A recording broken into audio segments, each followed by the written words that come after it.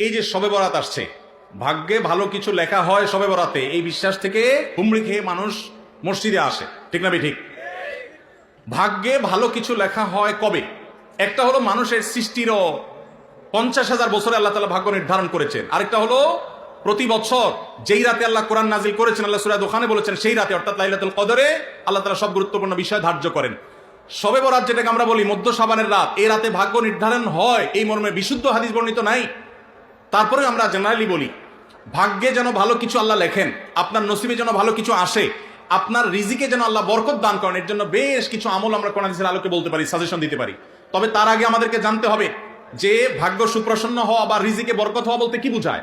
ভাই, রিজিকে বরকত হওয়া বলতে বোঝায় আপনি যা কামাই করবেন এর ভিতরে আল্লাহ তাআলা কল্যাণ দিবেন, যা কামাই করবেন এর ভিতরে বরকত হবে। প্রাচুর্য না, অনেক টাকা না, যা হবে এটাতে কি হবে? বরকত হবে। আমরা কি বরকত চাই না সম্পদ বেশি চাই? বরকত চাই। বরকত যদি চান, এক নম্বরে ঈমান এবং তাকওয়া লাগবে। আল্লাহ বলেছেন ওয়ালাউ আন্না আহলাল কুরআ আমানু ওয়াত্তাকাউ লাফাতাহনা আলাইহিম বারাকাতিম মিনাস সামা। যদি কোনো জনপদের লোকেরা ঈমান আনে, আল্লাহর ভয়